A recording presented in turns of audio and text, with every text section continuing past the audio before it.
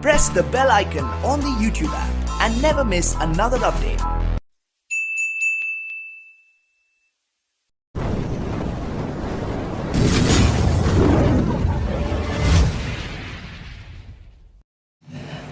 तो चलिए बात करते हैं हम लोग यंग्स डबल स्लिट एक्सपेरिमेंट।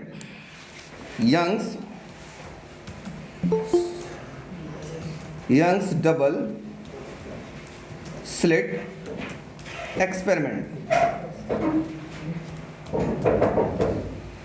इसको कभी कभी ब्रैकेट में हम बोल सकते हैं YDSE। हम बहुत बार यही बोलेंगे YDSE। Y मतलब young, D means double, S means slit, E means experiment, YDSE। ठीक है। यंग्स डबल स्लिट एक्सपेरिमेंट क्या कहता है, पहले एक्सपेरिमेंट समझते हैं, फिर धीरे धीरे धीरे धीरे इसका डिटेल स्टडी हम लोग कर लिया जाएगा, पूरा समझ लिया जाएगा एक एक चीज। ठीक है, कुछ भी नहीं छूटेगा। तो बात करते हैं यंग्स डबल स्लिट एक्सपेरिमेंट क्या कह रहा है बच्चों। ठीक है, ध्यान दीजिएगा। Young's double slit experiment, Thomas Young's एक साइंटिस्ट थे, उन्होंने क्या किया था, थॉमस यंग्स जी ने क्या किया था, एक कुछ इस टाइप का अरेंजमेंट किया था। कोशिश करिएगा समझने के लिए। कुछ अरेंजमेंट आप लोग सीखिएगा, थोड़ा सा मैं इसको हेल्दी बना लूँ तो अच्छा लगेगा, और इसको मैं कलर अगर चेंज करूँ तो मुझे और अच्छा लगेगा।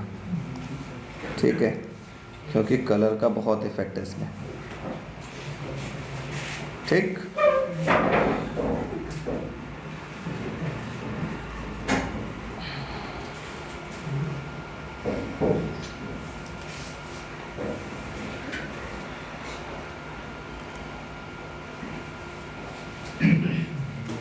और ये आपके पास पीछे हो गई ये स्क्रीन, जिसका कलर मैं ले लेता हूँ पर्पल।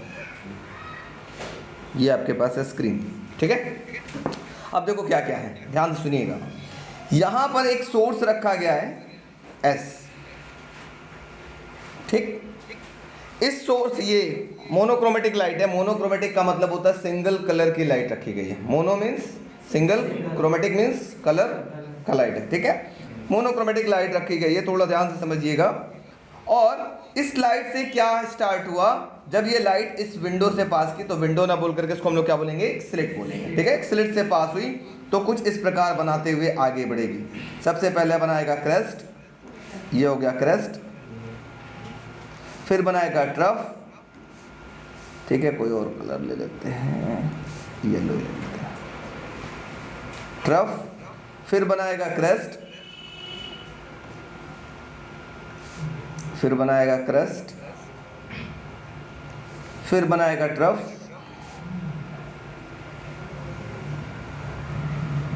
फिर उसके बाद बनाएगा, फिर बताओ क्या बनाएगा जल्दी बच्चों, क्रेस्ट,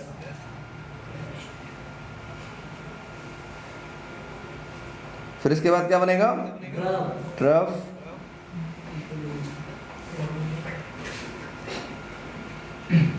ऐसे बनते हुए निकलेगा, है ना। जैसे ही ये लाइट इस विंडो के पास पहुंचेगी तो यहाँ दो स्लिट ऑलरेडी हमको दिखाई दे रहा है। इन दो स्लिट का नाम लिख लेते हैं S1 और इसका नाम लिख लेते हैं S2। ये दो स्लिट, डबल स्लिट एक्सपेरिमेंट का मतलब यही दो स्लिट से मेन मतलब है, इससे मुझे मतलब नहीं है। हमने इसको स्लिट क्यों लगाया, क्योंकि मैंने बताया था कि सिंगल पेरेंट सोर्स ही क्या फॉर्म कर सकता है, coherent source of light produce कर सकता है। इसी वजह से मैंने सिंगल पेरेंट सोर्स को यहाँ पे लिया हुआ है। बात समझ में आ गई कि मुझे कोहेरेंट सोर्स बना के चलना है। ठीक है, अच्छा, अब लाइट यहाँ से निकला तो क्या बनाएगा, फिर से बनाएगा क्रेस्ट, लाइक दिस क्रेस्ट।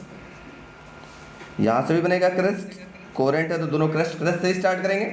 फिर क्या बनेगा, ट्रफ, इसका भी ट्रफ बनेगा ऐसे। फिर क्या बनेगा, फिर क्रेस्ट बनेगा, चलो मान लिया ऐसे, ये गई इस प्रकार से, इसका क्रेस्ट, उसी प्रकार इसका भी क्रेस्ट बन जाएगा ऐसा। फिर क्रेस्ट के बाद फिर क्या बनेगा, फिर ट्रफ बनेगा लाइक दिस, ऊपर से आया। ठीक है, और इसका भी ट्रफ बन जाएगा लाइक दिस, ऐसे एंड सो ऑन चलता रहेगा। ठीक है, अब मेरी बात समझने का प्रयास करिएगा। ये डायग्राम देखने में थोड़ा सा पेचीदा लग रहा है, लेकिन अभी जब समझाएंगे तो समझ में आ जाएगा आपको। ये क्या है आपके पास? स्क्रीन है। ये क्या है? स्क्रीन है। अब ध्यान से सुनिएगा बच्चों, अगर क्रेस्ट पे फॉल कर रहा होगा तो किस टाइप का इंटरफेरेंस होगा? कंस्ट्रक्टिव।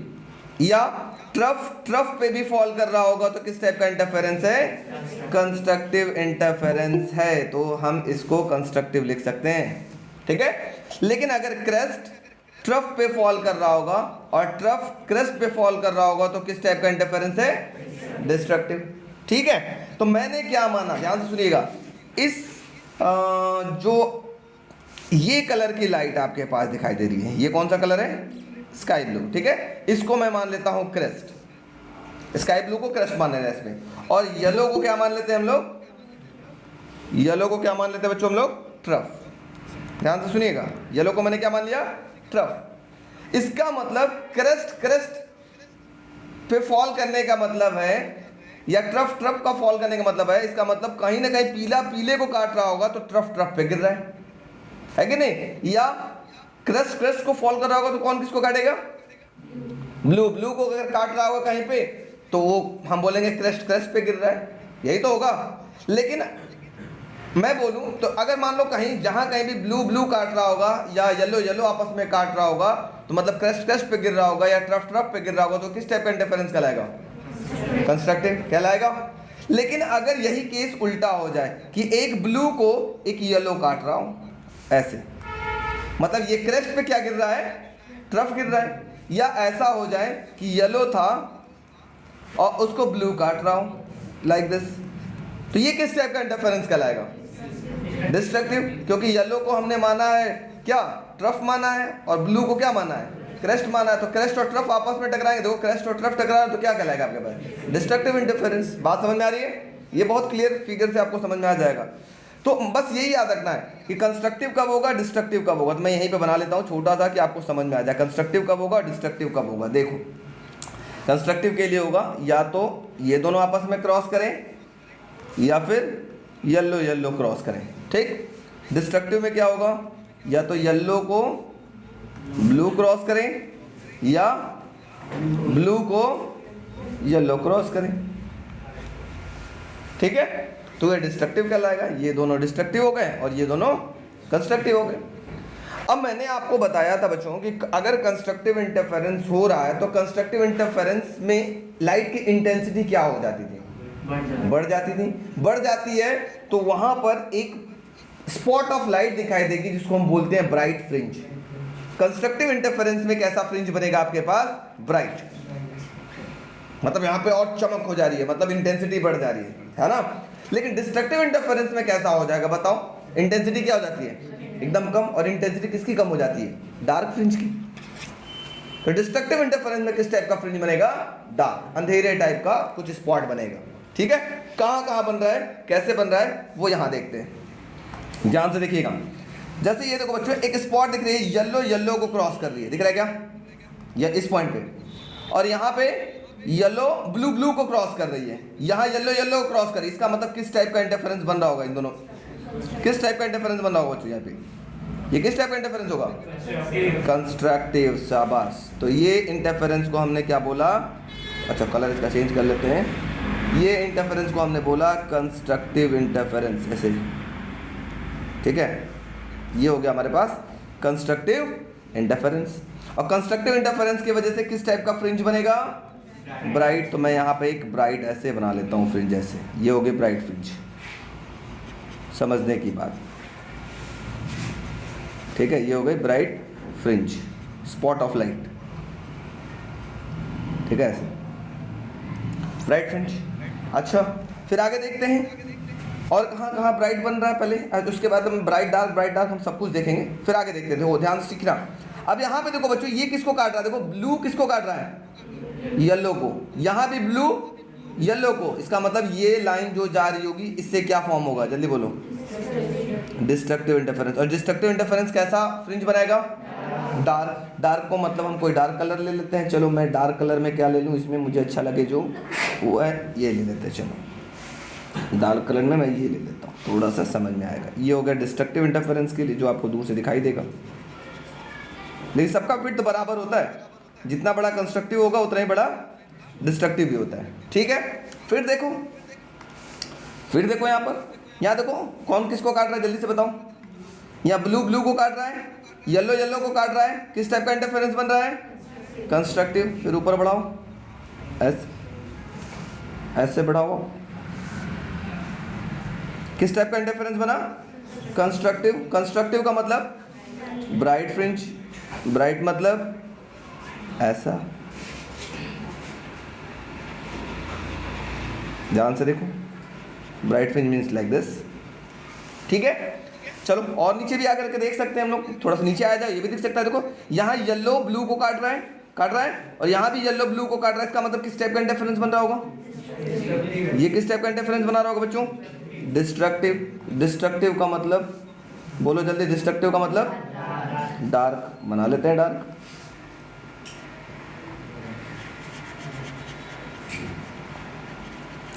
डिस्ट्रक्टिव का मतलब डार्क फ्रिंज। क्लियर हो रहा है? फिर थोड़ा सा और नीचे आ जाओ, देखो जल्दी से, कुछ आपको दिखाई दे रहा होगा। क्या दिखाई दे रहा है? यहाँ पे देखो ब्लू को काट रहा है, येलो को काट रहा है। इसका मतलब किस टाइप का इंटरफेरेंस? ये देखो किस टाइप का इंटरफेरेंस? हाँ, कंस्ट्रक्टिव इंटरफेरेंस, और जो कि क्या फॉर्म करेगा? Bright fringe, like this, bright fringe.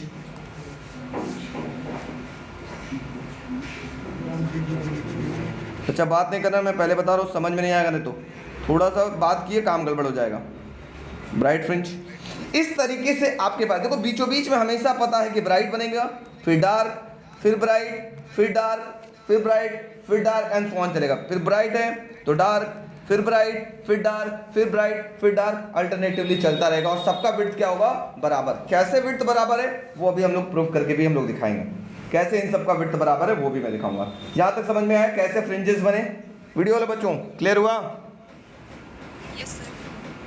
Yes sir. Oh my God, रुक जाओ बच्चों, बहुत अच्छी बात है।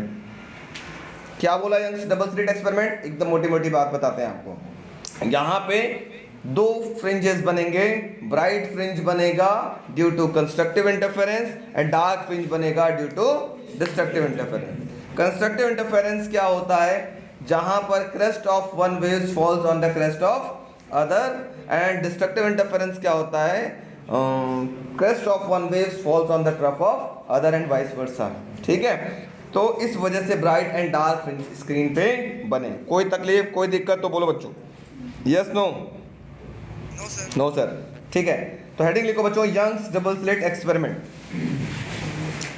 यंग्स डबल स्लिट एक्सपेरिमेंट, फटाफट। यंग्स डबल स्लिट एक्सपेरिमेंट, बात कम काम ज़्यादा, क्योंकि आज की टॉपिक थोड़ा ज़्यादा इंपॉर्टेंट है, ठीक है। चलो देखो, यंग्स डबल स्लिट एक्सपेरिमेंट के अंदर bright and dark fringes, bright and dark fringes appears on the screen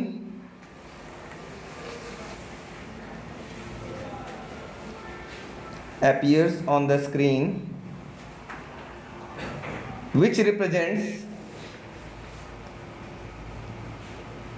the position of constructive and destructive interference, which represents the position of constructive and destructive interference, which represents the position of constructive and destructive interference. Paragraph change. Bright fringes appears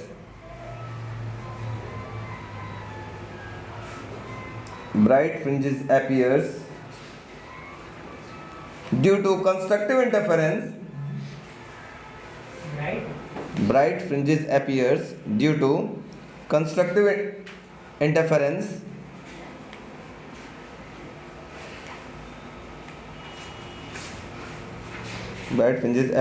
to constructive interference where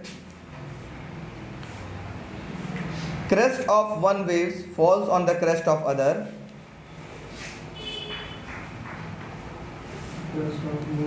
one waves falls on the crest of other and trough of one waves falls on the trough of other.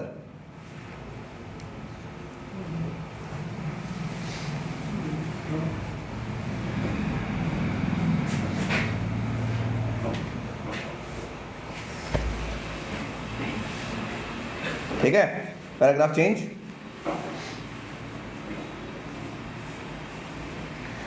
Dark fringe is obtained. Sir fringes spelling बोल दीजिएगा. FRINGES, fringes. Dark fringe is obtained due to destructive interference. Dark fringe is obtained due to destructive interference. लिख लो, अभी check करेंगे copy, घबराना नहीं, आ रहे हैं. Dark fringe is obtained due to destructive interference where crest of one wave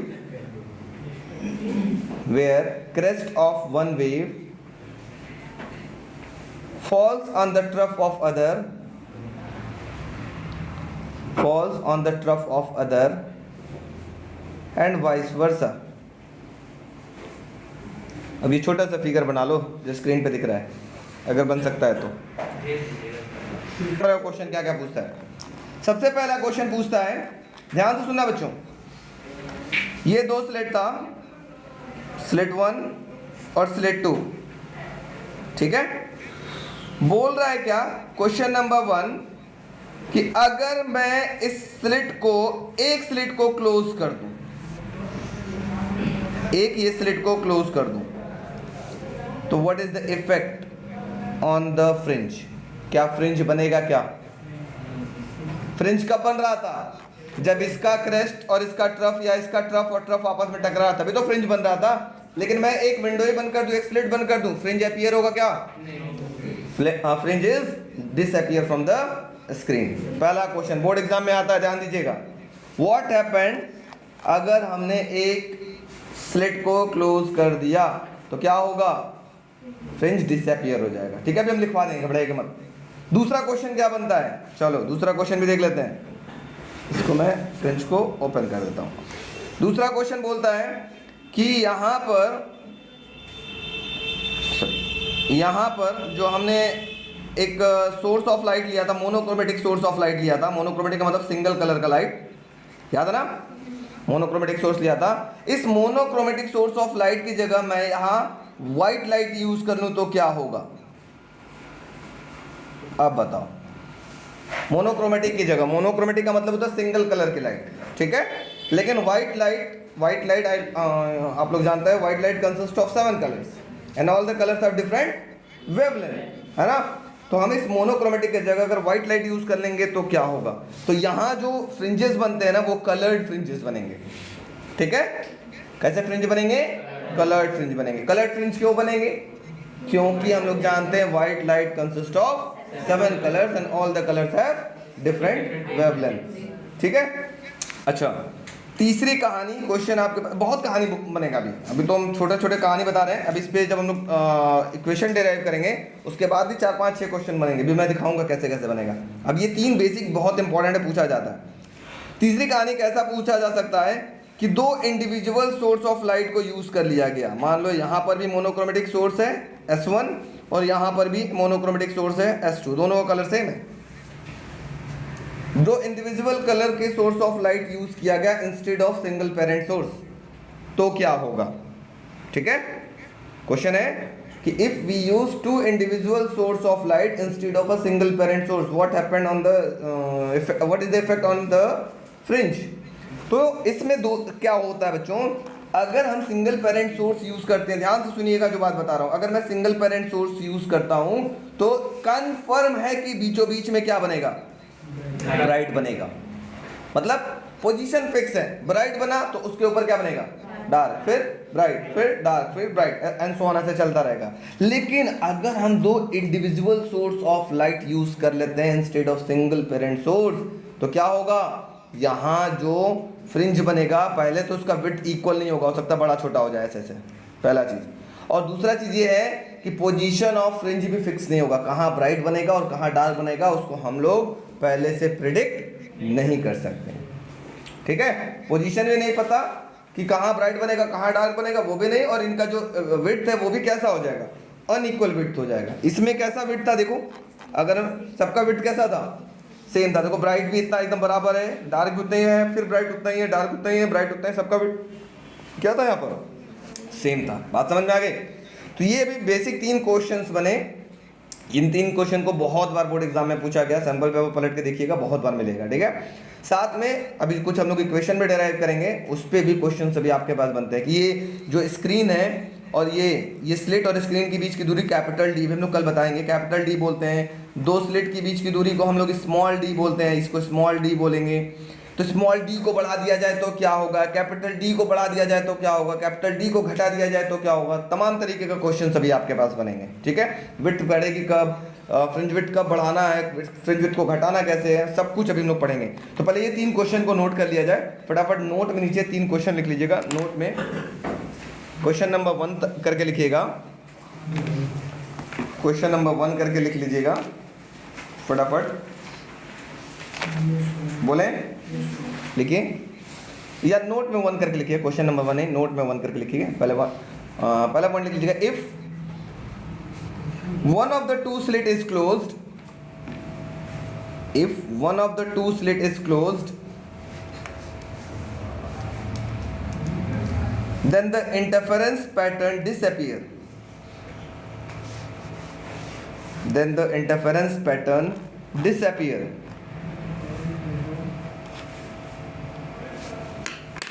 Point 2 लिखिएगा, second point,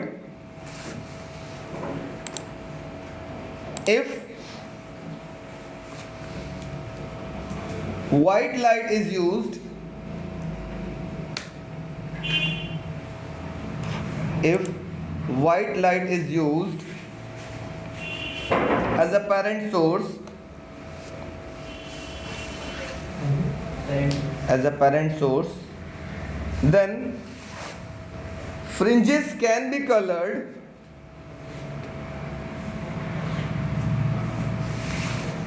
and unequal width, इसका भी विड्थ इक्वल नहीं होगा। ठीक है, and unequal width because white light consists of different colors, because white light consists of different colors and all colors having different wavelength,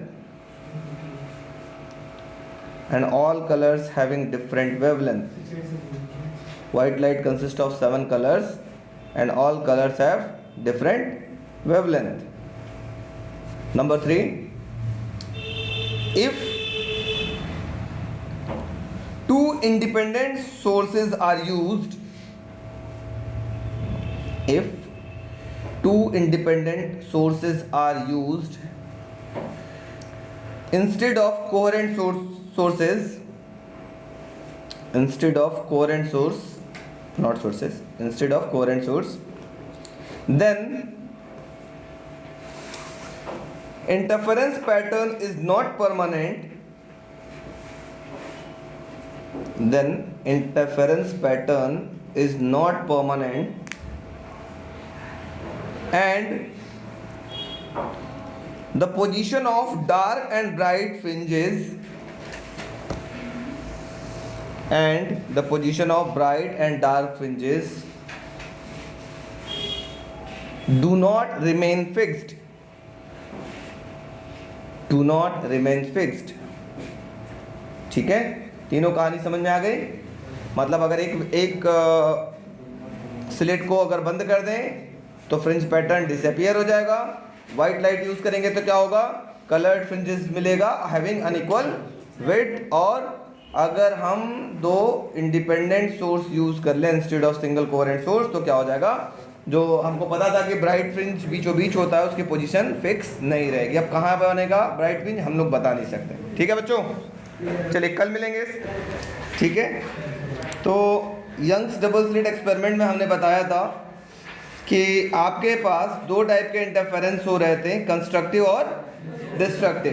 constructive के वजह किस type के फ्रिंज बन रहे थे, ब्राइट फ्रिंज, और डिस्ट्रक्टिव की वजह से किस टाइप के फ्रिंज बन रहे थे, डार्क फ्रिंज बन रहे थे। बीचों बीच में किस टाइप का फ्रिंज बन रहा था, ब्राइट, उसके बाद ऑल्टरनेट चलता था, dark bright dark bright dark bright, ऊपर भी चलेगा और नीचे भी ऑल्टरनेट चलेगा। ब्राइट है तो डार्क ब्राइट करते हुए नीचे की ओर फ्रिंजेस बनते हुए नजर आएंगे। फिर डिफरेंट इसमें क्वेश्चंस भी एक नंबर का हम लोगों ने देख लिया था कि व्हाइट लाइट हो तो क्या होगा, एक स्लिट बंद कर दे तो क्या होगा, तमाम चीज़ों को हम देखा था। आज इसका एक वेरी इंपॉर्टेंट मैं क्वेश्चन पता लगाना चाहता हूँ, एक वेरी इंपॉर्टेंट डेरिवेशन करना चाहता हूँ, और बहुत ज़्यादा इंपॉर्टेंट, कि इसकी जो एम्पलीट्यूड होगी कितना होगा, इंटेंसिटी होगी कितना होगा, पार्ट डिफरेंस होगा कितना होगा, तमाम चीज़ कंस्ट्रक्टिव और डिस्ट्रक्टिव के लिए आज हम लोग केसेस बात करने वाले हैं। ठीक है, सो बी केयरफुल, थोड़ा ध्यान दीजिएगा, कोई बच्चा बात करने की कोशिश नहीं करेगा प्लीज़। तो आज हम लोग बात करते हैं, देखो कोशिश करना समझने के लिए, फिर से मैं इस फिगर को अपने हिसाब से बना लेता हूँ आपको समझाने के लिए। ये हमारे पास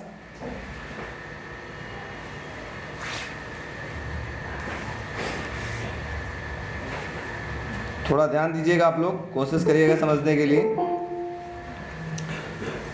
तो ये हमारे पास डबल स्लिट एक्सपेरिमेंट है, एक स्लिट यहाँ हो गया,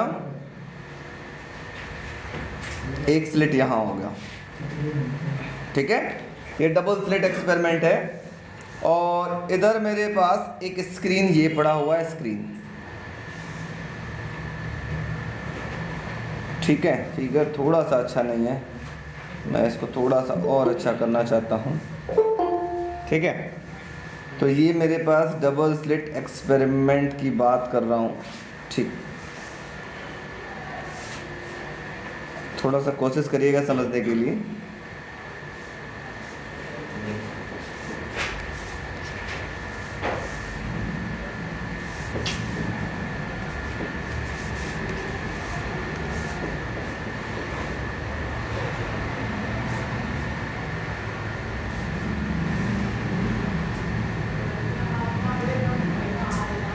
ये ऐसे हमारे पास दो स्लिट्स हैं। ठीक है, कोशिश करिएगा समझने के लिए। ये स्लिट है आपके पास S1 और दूसरे वाले स्लिट का नाम है आपके पास S2। यहाँ किस टाइप का सोर्स ऑफ लाइट रखा गया है, शायद आप लोग को पता होगा किस टाइप का सोर्स ऑफ लाइट रखा हुआ है, monochromatic coherent source of light आपके पास है। ये मोनोक्रोमेटिक का मतलब सिंगल कलर का लाइट है, ये कोहेरेंट सोर्स ऑफ लाइट यहाँ बना रहा है। ठीक है, अब हम सबको पता है कि बीचों बीच में किस कलर का फ्रिंज बनता है, बीचों बीच में क्या बनता है बच्चों, ब्राइट बनता है, सबको पता है। तो बीचों बीच में हम लोग लिख लेते हैं कि यहाँ पे मेरे पास बनेगा ब्राइट, कोई दिक्कत कोई परेशानी नहीं। ठीक है, अब मैं पता लगाना चाहता हूँ कि ये जो S1 है, S1 से कोई एक पर्टिकुलर पॉइंट ले लेते हैं, ये एक कोई पर्टिकुलर मैं पॉइंट P ले लेता हूँ, ये पॉइंट P। इस पॉइंट P पे किस तरीके का फ्रिंज बनेगा, ब्राइट बनेगा या डार्क बनेगा। ठीक है, S1 से और S2 से दोनों लाइट निकल रही है और यहाँ जा रही है ऐसे, लाइक दिस।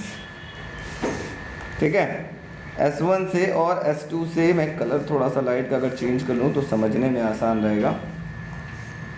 ठीक है, S1 से गई आपके पास पॉइंट P पर और S2 से लाइट गई पॉइंट P पर, इस प्रकार से S1 S2 से लाइट पॉइंट P पर जा रही है। तो किस टाइप का फ्रिंज बने, किस टाइप का यहाँ पर फ्रिंज बनेगा, ब्राइट या डार्क बन रहा है। तो ब्राइट के लिए कंडीशन क्या है, कितना दूरी होगा यहाँ से, डार्क के लिए इस सेंटर से कितना दूरी डार्क के लिए होगा, पॉइंट P पे दूरी कितना निकालना। ठीक है, डिस्टेंस। तो देखो ध्यान से समझने का प्रयास करना, समझ में बहुत आसानी से आ जाएगा। मैं यहाँ क्या करता हूँ बच्चों, एक इमेजिनरी लाइन ऐसे ड्रॉ कर लेता हूँ, लाइक दिस, ऐसे, और यहाँ से भी कैसे। ठीक है, अब कुछ चीज़ें हैं, छोटी छोटी चीज़ें हैं जो आपको याद रखना पड़ेगा, याद हो भी जाता है आपको। सबसे पहली बात कि इस दोनों स्लिट के बीच की जो दूरी होती है वो होती है स्मॉल d। दोनों स्लिट के बीच की दूरी वेरी वेरी इंपॉर्टेंट, यही बच्चों आप लोग से गड़बड़ी होती है। Distance between two slit is represented by small d, और distance between slit and screen, ये स्क्रीन है आपके पास, ये स्क्रीन है, स्क्रीन और स्लिट के बीच की जो दूरी होगी उसको हम लोग किससे रिप्रेजेंट करेंगे, कैपिटल D। कोई बच्चा दिक्कत कोई परेशानी तो बोल देगा, कोई दिक्कत वीडियो वाले बच्चों, यस नो, नो सर। तो अब बताओ बच्चों, मैं आपसे अगर पूछना चाहूं ये दूरी कितनी होगी, ये पूरा D/2 है, तो ये दूरी सिर्फ कितनी होगी, D/2 लिख सकते हैं यहाँ से तक। और ये भी दूरी आपके पास क्या कहलाएगी, जल्दी बोलो, d/2। यहाँ से यहाँ तक लिख सकते हैं क्या? ठीक है, तो मैं इधर लिख लेता हूँ, थोड़ा सा अच्छा लगेगा, d/2। और ये भी हो गया आपके पास d/2। ठीक है, d/2 इधर भी और d/2 इधर भी। मैं इन लोग को मिटा लेता हूँ, थोड़ा सा फिगर फ्रेश रहेगा। ठीक है, d/2 इधर, d/2 इधर। वीडियो वाले बच्चों दिख रहा है कि ज़्यादा छोटा हो गया? दिख रहा है ना? ये d/2 है और ज़्यादा खिचड़ी पक गया इसमें। कोई बच्चा बोलेगा नहीं, d/2। ठीक, यहाँ तक है आपके पास। अब हम लोग क्या करते हैं बच्चों, थोड़ा सा ध्यान से समझने का प्रयास करते हैं। सपोज करते हैं पॉइंट B से लेकर के पॉइंट P तक की दूरी आपके पास y है, यहाँ से यहाँ तक। ये उठाओ, यहाँ से यहाँ तक ये डिस्टेंस हम मान लेते हैं y है हमारे पास। ये डिस्टेंस हमारे पास क्या है, y है। ठीक है, तो मैं पता लगाऊं, इसको नेमिंग कर लेता हूं, इसको मान लेता हूं a और इसको मान लेता हूं c, मान लेता हूं c, कहने ना मान लेता हूं। तो बताओ बच्चों, a से लेकर के p तक की दूरी कितना होगा? a से p तक का डिस्टेंस कितना होगा? a से p तक की डिस्टेंस निकाल सकते हो क्या? जल्दी बताओ। ये y और ये दूरी क्या था? ये दूरी आपके पास d/2 है। देखो ये दूरी क्या है आपके पास, d/2 है ना? तो इस पूरे y में से d/2 माइनस कर दो, तो y माइनस d/2 हो जाएगा, p से लेके b तक की दूरी। ठीक है, उसी तरीके से p से लेके c तक की अगर हम डिस्टेंस पता लगाना चाहें तो जल्दी से बता दो कितना होगा p से लेके c तक का डिस्टेंस। बच्चों p से c तक की दूरी कितना होगा? वीडियो वालों कोई बच्चा बता सकता है? तो ये हो गया यहाँ से तक y और ये हो गया आपके पास d/2। तो ये पूरी दूरी कितनी हो जाएगी, y प्लस d/2। कोई तकलीफ, कोई दिक्कत? वीडियो वालों बोल सकता है कोई भी बच्चा, यस नो? No sir. ठीक है, आगे बढ़ते हैं। अब देखो फिगर की लगभग 99.9% हम लोग फिगर कंप्लीट कर लिए हैं। अब इसमें हमको पता चलेगा एक और चीज़ है जिसकी ज़रूरत है, वो है पाथ डिफरेंस। ठीक है, पाथ डिफरेंस क्या होगा मैं उसको भी आपको दिखा देता हूँ। उसको कलर मैं ले लेता हूँ, ये ले लेता हूँ, चलो पर्पल। ठीक है, ये पाथ डिफरेंस क्या होता है मैं आपको बताना चाहता हूँ। सपोज करो एक लाइट यहाँ से जा रही हो और एक लाइट यहाँ से ऐसे इसी पॉइंट पे जा रही है। कौन सी लाइट ज़्यादा डिस्टेंस ट्रेवल कर रहा है? सेकंड है। नीचे वाली या ऊपर वाली? नीचे वाले। कितना ज्यादा कर रहा होगा?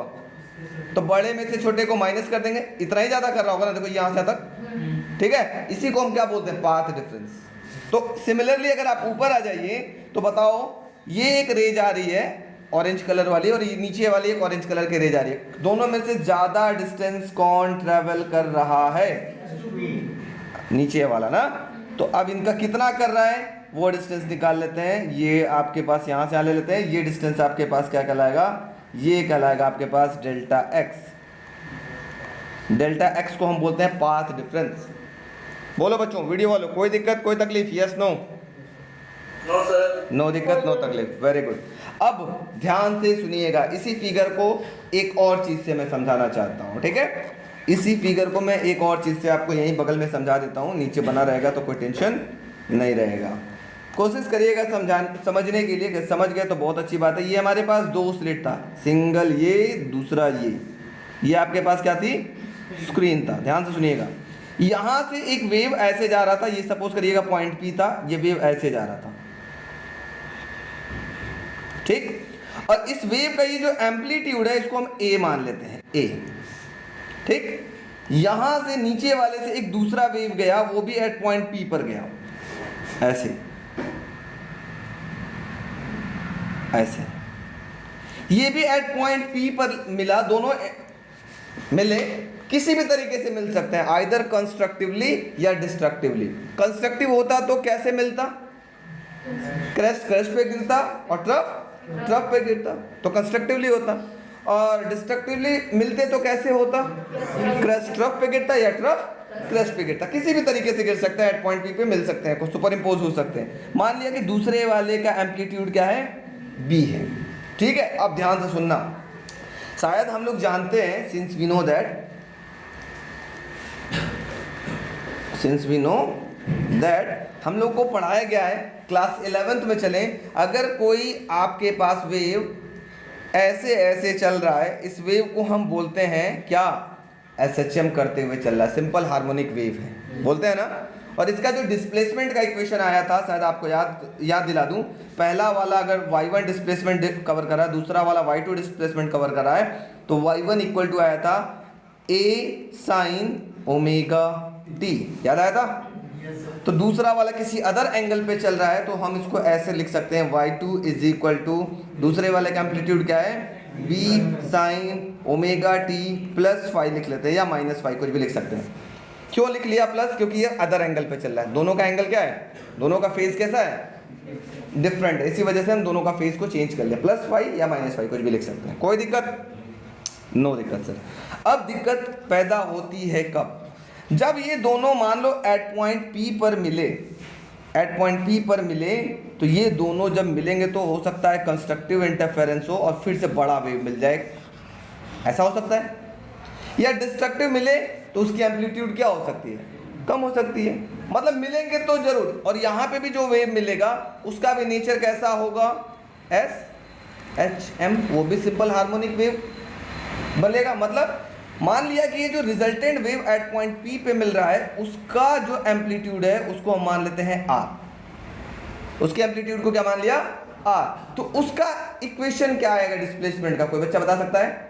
तो उसका डिस्प्लेसमेंट ऐसा ही कुछ आना चाहिए, y is equal to amplitude का फॉर्मूला है R sine omega t plus कोई एंगल आ जाएगा, मान लो कोई एंगल आ सकता है, फाई आ सकता है, थीटा आ सकता है, कुछ भी आ सकता है, तो मान लो थीटा आ गया, सपोज करो, मान लेते हैं थीटा आ गया, कुछ भी आ सकता है यहाँ पर, जैसे हम लोग यूज़ करेंगे वैसा आएगा यहाँ पर, ठीक है। मतलब यहाँ कुछ अलग फेज आएगा, यहाँ का भी फेज क्या होगा, अलग होगा इन दोनों की अपेक्षा, बात समझ आ रही है, कंफर्म।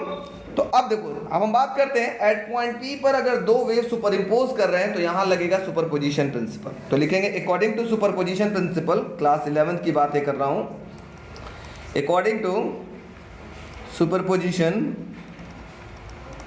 प्रिंसिपल। सुपरपोजिशन प्रिंसिपल जानते हो क्या होता है, बहुत बार हमने बताया है, 11th क्या 12th में भी बहुत बार बताया, फिर से बता देता हूँ, ध्यान सुनना। एक एग्जाम्पल, सपोज करो एक बस है, धक्का देने से स्टार्ट होगा, बस में 100 लोग बैठे हुए हैं, 100 लोग बारी बारी से आए, धक्का मारे, क्या बस चली, कोई रिजल्ट दिखाई दिया नहीं, 100 के 100 लोग ट्राई किया लेकिन कुछ नहीं हुआ बस में।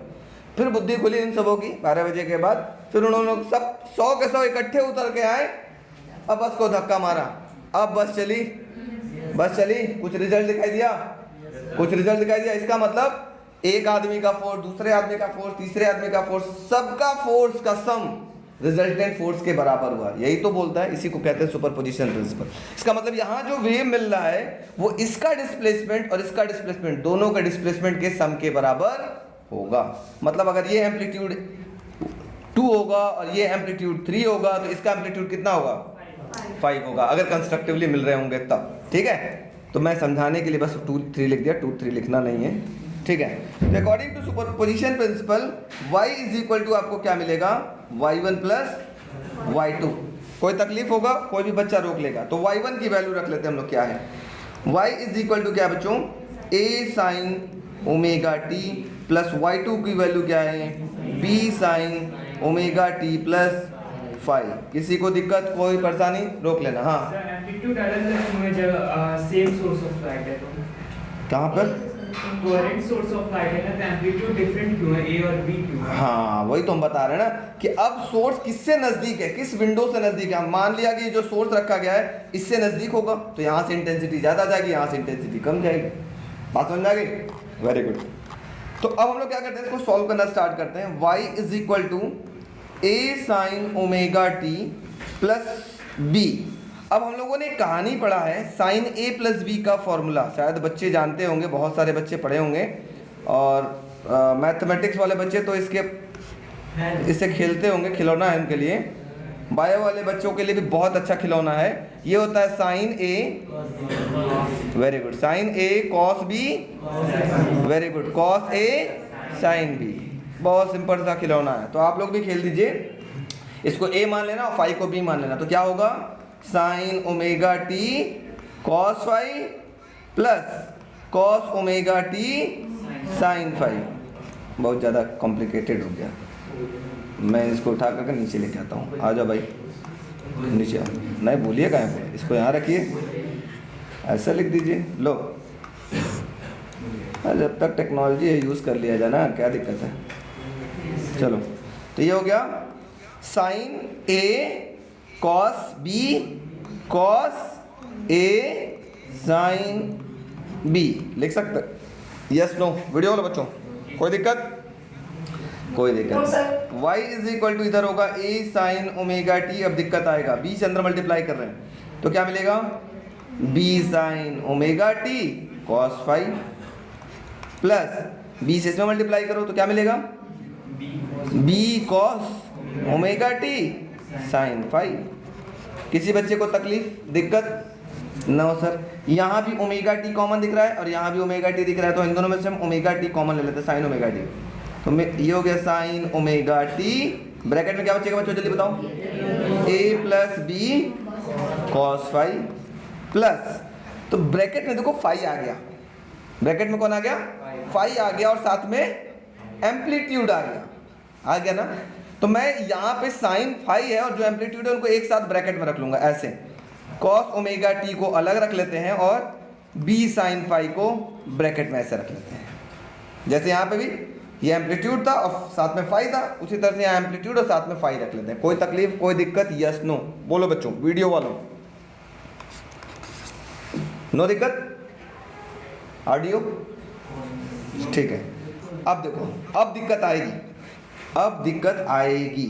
मैं क्या करूंगा बच्चों, कुछ चीजें को कंसीडर करूंगा। पहला कि इस a plus B cos phi को हम मानेंगे r cos थीटा। r क्या है, r is the amplitude of resultant wave, इस रिजल्टेंट वेव की एम्पलीट्यूड, और चूंकि यहाँ पे cos फाई था तो मैं cos थीटा मान लेता हूँ। उसी प्रकार b साइन फाई को हम क्या मान लेंगे, जल्दी से बताओ, सॉरी b साइन फाई को क्या मानेंगे, r sine theta. Equation number 1 और इसको इक्वेशन नंबर 2 बोलते हैं। ऊपर वाले की कोई ज़रूरत नहीं। कोई तकलीफ वीडियो वाले बच्चों तो बता दो, यही इंपॉर्टेंट खेल है, यही स्टेप इंपॉर्टेंट है। फाई वाले को और एम्पलीट्यूड वाले के साथ रखो, कॉस था तो आर कॉस थीटा मान लेना, साइन था तो आर साइन थीटा मान लेते। कोई तकलीफ? यस नो वीडियो वाले बच्चों? No sir. अब मैं क्या करूंगा, यहाँ पर y इज इक्वल टू क्या दिखाई दे रहा है बच्चों, देखो साइन ओमेगा टी इंटू, इसकी जगह मैं क्या रखूंगा, आर कॉस थीटा प्लस ये क्या हो गया, कॉस ओमेगा टी इंटू, इसकी जगह क्या मिलेगा, आर साइन थीटा। इन सब में कॉमन क्या दिखाई दे रहा है, आर, ब्रैकेट में क्या बचा, sine omega T cos theta plus cos omega T sine theta. ये किसका फॉर्मूला है, अभी ऊपर बताया था, sine A cos B plus cos A sine B. किसका फॉर्मूला है, साइन ए प्लस बी। तो इसको क्या लिखोगे, y is equal to R sine omega T plus theta.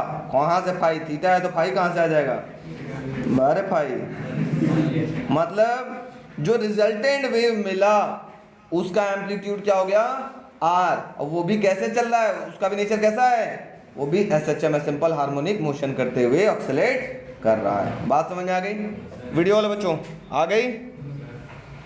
Yes sir.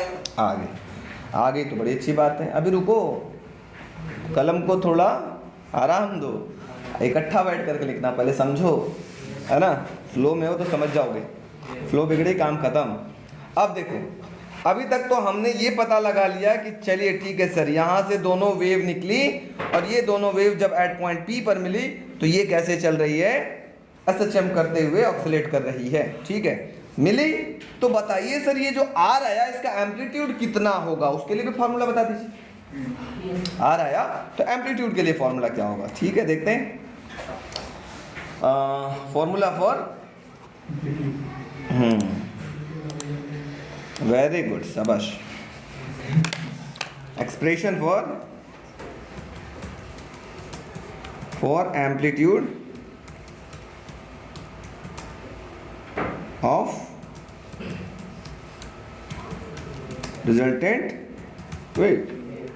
ठीक है, रिजल्टेंट वेव की एम्पलीट्यूड क्या होगा, उसके लिए फॉर्मूला सर क्या होगा आप बता देंगे तो बड़ा अच्छा होगा, थोड़ा काम आसान हो जाएगा। तो मैं क्या करूंगा, इस काम को आसान करने के लिए हम अपना भी काम आसान कर लेते हैं। इक्वेशन नंबर 1 और इक्वेशन नंबर 2 कहीं दिख रहा है क्या? कहाँ दिख रहा है? ये दिख रहा है ना, a प्लस बी कॉस। इन दोनों को स्क्वायरिंग करके ऐड कर लेंगे, काम बन गया मेरा, तुरंत एक्सप्रेशन आ जाएगा। तो लिखेंगे squaring and adding equation 1 and 2 we get, क्या मिलेगा थोड़ा ध्यान देते हैं। Squaring and adding equation 1 and 2 we get. इन दोनों को स्क्वायर करके ऐड करेंगे तो क्या मिलेगा, तो देखो इधर वाले को स्क्वायर करोगे तो क्या मिलेगा, a plus B cos phi का whole square, a plus B cos phi का होल स्क्वायर। ठीक है, और इधर आपके पास क्या था, इधर क्या था, R cos theta, R cos theta का होल स्क्वायर। इन दोनों को स्क्वायर कर लिया, अब इनको ऐड करेंगे दूसरे वाले इक्वेशन को स्क्वायर करके। दूसरा इक्वेशन क्या था, b साइन फाई। देखो b साइन फाई को स्क्वायर करो तो लेफ्ट साइड को लेफ्ट साइड से जोड़ेंगे और राइट साइड को राइट साइड से स्क्वायर करके जोड़ देंगे। और इधर क्या था बच्चों आपके पास, r साइन थीटा का होल स्क्वायर। देखो मतलब इधर का स्क्वायर करके इधर से जोड़ लिया गया और इधर का स्क्वायर करके इधर के स्क्वायर के साथ जोड़ लिया गया। ठीक है, काम हमारा बन गया। देखते हैं क्या बना। अब चलो, अब तो बचपन वाला पहाड़ा है, पढ़ लिया जाए। इसका a प्लस बी का होल स्क्वायर का फॉर्मूला शायद हम लोग को पढ़ाया गया है, वो होता है a square plus B square plus B square cos square five, ये ना, ये a हो गया पूरा, ये पूरा b हो गया, plus 2ab cos five plus इसका स्क्वायर करोगे तो क्या मिलेगा, B square sine square five equal to इधर क्या आएगा, R square cos square theta और इधर क्या आएगा, R square sine square theta. कोई दिक्कत? नो दिक्कत। अच्छा सर आप थोड़ा सा दिक्कत मत बढ़ाइए आप, इसमें से और इसमें से कुछ कॉमन दिख रहा है क्या? क्या कॉमन दिख रहा है बच्चों? B square. तो बी स्क्वायर ले लो बाहर, तो क्या मिलेगा आपके पास, sine square five plus cos square five मिलेगा क्या? ये sine square five plus cos square five, फिर क्या बचा, 2ab cos five equal to, इन दोनों में से कॉमन क्या दिख रहा है, आर स्क्वायर, फिर ब्रैकेट में आपके पास क्या मिलेगा, sign square theta plus cos square theta मिलेगा। तो बचपन से आपको पढ़ाया गया sign square theta plus cos square theta की वैल्यू कितनी होती है, ये वैल्यू कितनी हो गई, 1। तो ये होगा a square plus B square plus 2ab cos five और इधर हो जाएगा आर स्क्वायर और sine square theta plus cos square theta क्या होता है, 1। सो आर की वैल्यू कितनी आ गई बच्चों, आर इक्वल टू हो गई अंडर रूट के अंदर a square plus B square plus 2ab cos five. समझ में आई? ओके, ये हो गई कॉस फाइव। ये किसके लिए फॉर्मूला हुआ, एम्पलीट्यूड ऑफ रिजल्टेंट वेव। अब इसी में भी बाकी है, अभी कहाँ, अभी तो खेल शुरू हुआ है। हाँ टॉपिक थोड़ा सा हम बोले ना, आज की टॉपिक इंपॉर्टेंट है, घबराइए मत, हम इसको भेज देंगे तुरंत का तुरंत, उस पर उससे ही नोट कर लीजिएगा। पढ़ लो जरूरी बातें हैं बेटा, बात करोगे ना तो नुकसान हो जाएगा ना। अब इसी में हमको रिजल्टेंट वेव पता चल गया कि रिजल्टेंट जो एम्पलीट्यूड आएगा उसका फॉर्मूला है अंडर रूट में पहले वाले वेव का एम्पलीट्यूड का स्क्वायर प्लस दूसरे वाले वेव का एम्पलीट्यूड का square plus 2ab cos five. अच्छा सर ठीक है, माना कि वो एट पॉइंट P पर जब मिला, अब यहीं पर कुछ कंसिडरेशन मानना होगा कि अगर वो कंस्ट्रक्टिवली मिल रही है तो कैसा फ्रिंज बनेगा, ब्राइट, और डिस्ट्रक्टिवली मिल रहा हो तो डार्क। अगर कंस्ट्रक्टिवली मिल रहा होगा तो इंटेंसिटी और एम्पलीट्यूड क्या होगा, बढ़ जाएगी, और डिस्ट्रक्टिवली मिल रहा हो तो इंटेंसिटी और एम्पलीट्यूड क्या हो जाएगा, घट जाएगी। अब आ जाते हैं बहुत इंपॉर्टेंट चीज, अब पूरी की पूरी मैथ्स पढ़ा रहा हूँ आपको, देखना यहीं पर बात कर लेते हैं। कंडीशन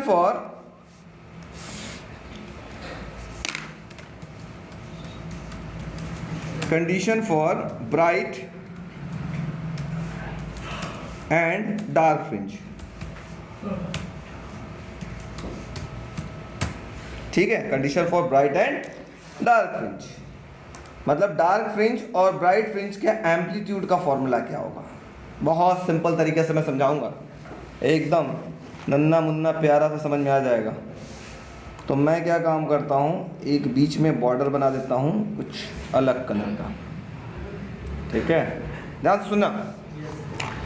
अब मैं आपसे क्वेश्चन पूछना चाहता हूँ बच्चों, इस आर्क को मैक्सिमम बनाना है तो इस cos फाई की वैल्यू मैक्सिमम होनी चाहिए, ठीक है।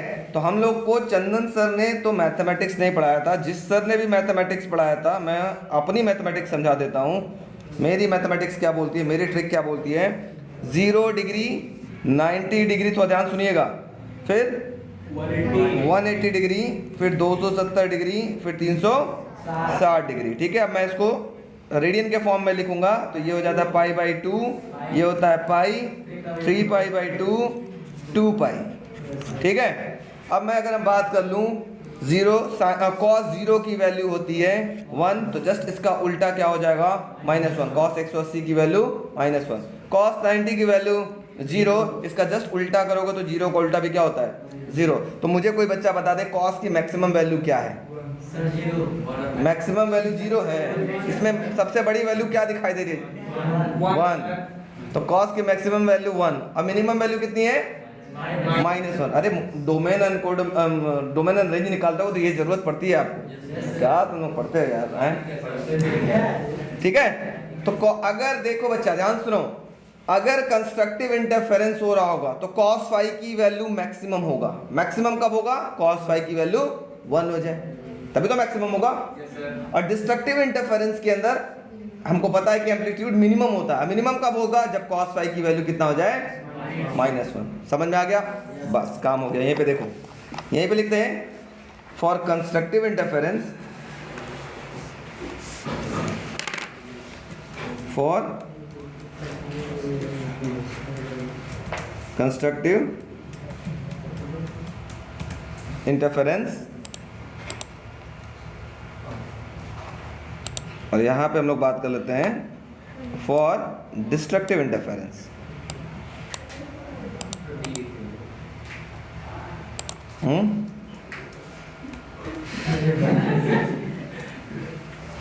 For destructive interference. अब जल्दी से मुझे बच्चों लोग, तुम लोग बहुत नन्हे मुन्ने प्यारे से बच्चे हो, तुम समझा दोगे मुझे आप लोग, है ना। देखो नागिन छाप बना हुआ है।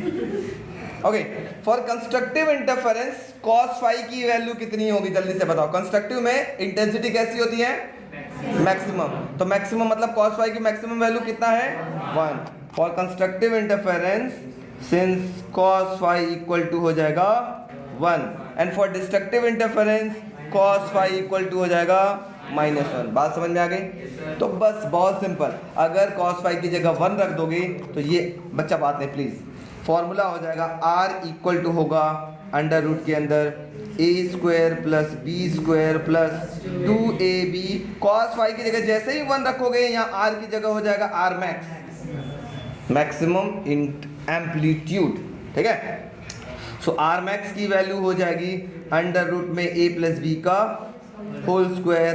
सो r मैक्स की वैल्यू कितनी हो गई बच्चों, आप लोग बता सकते हो क्या होगा, a plus b। This is the formula for maximum amplitude, है ना। मतलब जब कंस्ट्रक्टिव इंटरफेरेंस के अंदर या ब्राइट फ्रिंज का जो एम्पलीट्यूड होगा कितना होगा, डायरेक्ट a प्लस b। अब डिस्ट्रक्टिव इंटरफेरेंस के लिए आ जाते हैं। तो डिस्ट्रक्टिव इंटरफेरेंस में क्या था बच्चों, r इक्वल टू फॉर्मूला था आपके पास, जल्दी बोलो क्या था, r इक्वल टू क्या था, अंडर रूट में a² plus b² plus 2ab, bracket में -1 जैसे रखोगे तो ये हो जाएगा मिनिमम आर्मिन। तो आर्मिन की वैल्यू कितनी होगी बच्चों, ये किसका फॉर्मूला दिखाई दे रहा है, a माइनस बी का होल स्क्वायर का फॉर्मूला। तो a माइनस बी का होल स्क्वायर लिख सकते हैं, और ब्रैकेट से बाहर निकलेगा तो क्या बचेगा बच्चों आपके पास, a माइनस बी। बोलो किसी बच्चे को तकलीफ, समझ में आया। चलो तो फटाक से नोट करो इतना, उसके बाद आगे चलेंगे। कल बच्चों हम लोगों ने देख रहा था हम लोगों ने कि दो बच्चा प्लीज़ बात नहीं, यहाँ पे आपके पास दो लाइट थी, निकल रही थी, दो सोर्सेज ऑफ लाइट थी, एक का डिस्प्लेसमेंट y1 था, दूसरे का डिस्प्लेसमेंट y2 था। पहले वाले का एम्पलीट्यूड a था, दूसरे वाले का एम्पलीट्यूड b था। जब दोनों सुपर इम्पोज हुए थे एट पॉइंट p पर, तो वहाँ पर भी सिंपल हार्मोनिकली वो मूव कर रहे थे और उसका इक्वेशन आ गया था y = r sin omega d plus theta. r क्या था? इस पॉइंट p पर मिलने वाला जो नया वेव था उसका एम्पलीट्यूड था। इसका फॉर्मूला हम लोगों ने डिराइव किया था, तो r = आपके पास क्या आया था? √ में a² + b² + 2ab cos phi। Constructive interference के लिए हम लोग जानते हैं मैक्सिमम इंटेंसिटी होती है और डिस्ट्रक्टिव के लिए मिनिमम होती है। तो ये r को मैक्सिमम होने के लिए ये cos phi को भी मैक्सिमम होना पड़ेगा और मिनिमम होने के लिए ये cos phi को भी मिनिमम होना पड़ेगा। तो cos phi की मैक्सिमम वैल्यू होती है 1, यहाँ मैंने दिखाया था। जैसे ही आप cos phi की जगह 1 रख दोगे तो ये हो जाएगा आपके पास कंडीशन फॉर कंस्ट्रक्टिव इंटरफेरेंस, ठीक है। और जैसे ही r की जगह आप -1 रख दोगे तो ये मिनिमम हो जाएगा, जिसको हम बोलते हैं for destructive interference. r minimum की वैल्यू आ गई थी a - b। उम्मीद करते हैं यहाँ तक किसी बच्चे को दिक्कत परेशानी नहीं हुआ होगा। अब हम बात कर लेते हैं, इसी में आगे थोड़ा सा बढ़ते हैं। अरे ये तो नागिन आ गई, ठीक है। इसी में बच्चों हम नेक्स्ट बात कर लेते हैं आगे। कंडीशन फॉर कंस्ट्रक्टिव इंटरफेरेंस हो गया था। अब इसी में हम बात कर लेते हैं, नेक्स्ट टॉपिक है इंटेंसिटी ऑफ लाइट, ठीक है। अगली टॉपिक इसी में बात कर लेते हैं, intensity of light.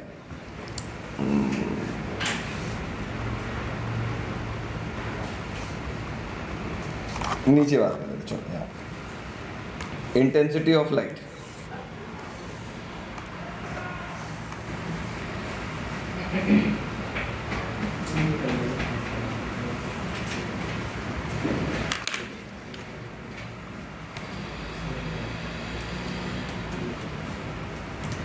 Intensity of light याद रखिएगा। इंटेंसिटी ऑफ लाइट निकालने के लिए छोटी सी फॉर्मूले की ज़रूरत पड़ेगी। वो फॉर्मूला है, याद करने की कोशिश करिएगा। Intensity is directly proportional to होता है बच्चों एम्पलीट्यूड का स्क्वायर। क्लास 11th में भी था, साउंड की इंटेंसिटी के बारे में भी हमने बात किया था। सेम चीज़ है, जितना ज़्यादा एम्पलीट्यूड होगा उतना ज़्यादा लाइट की इंटेंसिटी होगी। Intensity is directly proportional to amplitude का स्क्वायर। तो बचपन में इंटेंसिटी को हम लोग I बोलते थे और एम्पलीट्यूड को हम लोग R बोलते थे। रिजल्टेंट एम्पलीट्यूड R था। तो इंटेंसिटी का एक फॉर्मूला मिल जाएगा। R की वैल्यू क्या है बच्चों, जल्दी आप लोग बताओगे क्या? R की वैल्यू क्या थी? √ में a² + b² + 2ab cos phi था कि नहीं था? ठीक है, तो इसका स्क्वायर कर दूं तो इंटेंसिटी इक्वल टू क्या हो जाएगा? k times of a² + b² + 2ab cos phi। किसी बच्चे को समझ में आई कि नहीं आई? आई। तो ये तो इंटेंसिटी का फॉर्मूला हुआ। लेकिन मुझे इंटेंसिटी निकालनी है दो केसेस में, फॉर कंस्ट्रक्टिव इंटरफेरेंस के केस में एंड डिस्ट्रक्टिव इंटरफेरेंस के केस में, ठीक है।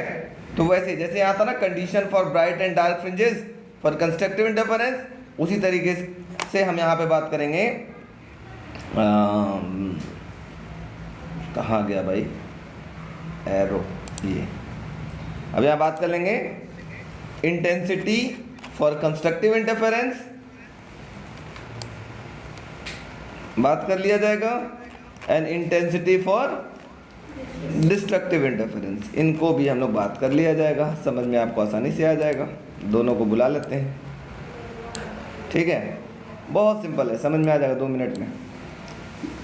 देखो, कंस्ट्रक्टिव इंटरफेरेंस के केस में चंदन सर ने बताया था, आप सब लोग को पता है, कंस्ट्रक्टिव इंटरफेरेंस के केस में cos phi की वैल्यू क्या होती है? जल्दी से बताओ। मैक्सिमम, है ना। For constructive interference cos phi equal to कितना हो जाएगा? 1। And for destructive interference cos phi equal to क्या होगा? -1। हम लोग जानते हैं ऐसा, ठीक है। सिंस वी नो दैट आगे लिख सकते हैं, ओके। तो बस यहाँ cos phi की जगह अगर 1 रख दोगे तो इंटेंसिटी का फॉर्मूला मिल जाएगा। तो देखो एक फॉर्मूला मिल जाएगा, क्या मिलेगा? I इज इक्वल टू आपके पास हो जाएगा I is equal to k a² + b² + 2ab cos phi की जगह जैसे ही 1 रखोगे तो यहाँ I max लिख दोगे। I max का मतलब maximum intensity. So I max is equal to क्या हो गया? k ब्रैकेट में हो जाएगा a प्लस बी का होल स्क्वायर। ये इंटेंसिटी का फॉर्मूला हो गया। बात समझ में आ रही है? उसी प्रकार डिस्ट्रक्टिव इंटरफेरेंस के लिए निकाल लो तो I is equal to formula क्या है, k ब्रैकेट में a square plus b square plus 2ab और cos फाई की जगह हो जाएगा -1। तो जैसे ही -1 रखोगे तो यहाँ क्या लिखोगे, मिन, क्योंकि हम लोग को पता है इसके केस में इंटेंसिटी कैसी होती है, मिनिमम। तो आई मिन की वैल्यू कितनी हो गई बच्चों, के ब्रैकेट में हो जाएगा a माइनस बी का होल स्क्वायर। एक तो ये भी फॉर्मूला हो गया, ठीक है। इंटेंसिटी का बहुत फॉर्मूला होता है, एक ये भी फॉर्मूला कहीं कहीं यूज़ करते हैं, दूसरा फॉर्मूला हम यूज़ करते हैं इंटेंसिटी का, थोड़ा नीचे और आ जाते हैं, और भी फॉर्मूलेज हैं इनके, तो मैं उन फॉर्मूले को भी देख लेता हूँ, समझने का प्रयास करता हूँ, ठीक है। तो बच्चों एक कहानी आप लोगों ने जाना है और पहचाना है, intensity is directly proportional to, ऊपर मैंने क्या लिखा था देखो, intensity is directly proportional to amplitude का स्क्वायर लिखा था ना। तो जल्दी से बताओ, अच्छा चलो नीचे ही बना लेते हैं क्योंकि एक जगह फिगर बना रहेगा तो समझने में भी आसान रहेगा। अब जैसे मैं यहाँ पे 2 फिगर बना लेता हूँ, शायद आपको याद होगा कुछ ऐसा फिगर पिछले ज़माने में हमने बनाया था, जब हम लोग पुराने ज़माने में थे, पुनर्जन्म हुआ है जब हम लोग का, उससे पहले हम लोगों ने ये 2 फिगर बनाई थी, याद होगा आप लोगों को। ऐसी कहानियाँ थी और यहाँ से एक लाइट भाई साहब जा रहे थे ऐसे, और यहाँ से भी एक लाइट जा रहे थे क्या, यहाँ वाला जो भाई साहब जा रहे थे ऐसे कुछ जा रहे थे, ऐसे ऐसे ऐसे ऐसे जाते हुए मिल गए, और यहाँ वाले भाई साहब भी ऐसे ऐसे करते हुए जा रहे थे जाके मिल गए। फिर यहाँ पर आपको रिजल्टेंट एम्पलीट्यूड मिला था क्या, यहाँ वाले का एम्पलीट्यूड, पहले वाले वेव का एम्पलीट्यूड क्या था, कोई बच्चा बताए, ए, दूसरे वाले का एम्पलीट्यूड क्या था, बी। तो हमने बताया, तो हम क्या पहले वाले की इंटेंसिटी निकाल सकते हैं क्या, पहले वाले की इंटेंसिटी क्या कहलाएगी, I1। भाई इसकी कुछ अलग इंटेंसिटी होगी, इसकी कुछ अलग इंटेंसिटी होगी, इसकी इंटेंसिटी क्या हो जाएगी, I2। और as you know intensity is directly proportional to amplitude का स्क्वायर, तो क्या I1 is directly proportional to a square लिख सकते हैं, और I2 is directly proportional to b square लिख सकते हैं, यस नो। वीडियो वालों बच्चों बोल सकते हो, आप लोग लिख सकते हैं कि नहीं, यस सर, वेरी गुड, है ना, क्योंकि ये भी तो एम्पलीट्यूड है, ये भी एम्पलीट्यूड है, यहाँ से भी कुछ इंटेंसिटी की लाइट जा रही होगी, यहाँ से भी कुछ इंटेंसिटी की लाइट जा रही होगी। तो यही चीज़ हम यहाँ लिख लेते हैं नीचे, since I1 is directly proportional to a square and I2 is directly proportional to b square, तो इंटेंसिटी का फॉर्मूला क्या हो जाएगा, I is directly proportional to, आपके पास देखो बच्चों फॉर्मूला था a square plus b square plus 2ab cos phi था, यही था ना। तो अगर हम a स्क्वायर की जगह बच्चों मैं I1 रख दूं, b स्क्वायर की जगह बच्चों हम I2 रख दूं, प्लस 2a की जगह क्या हो जाएगा जल्दी बताओ, अंडर रूट I1 हो जाएगा, और b की jगह क्या होगा, अंडर रूट I2 होगा इंटू कॉस फाई, लिख सकते हैं कि नहीं। ये भी आपके पास इंटेंसिटी का फॉर्मूला होगा,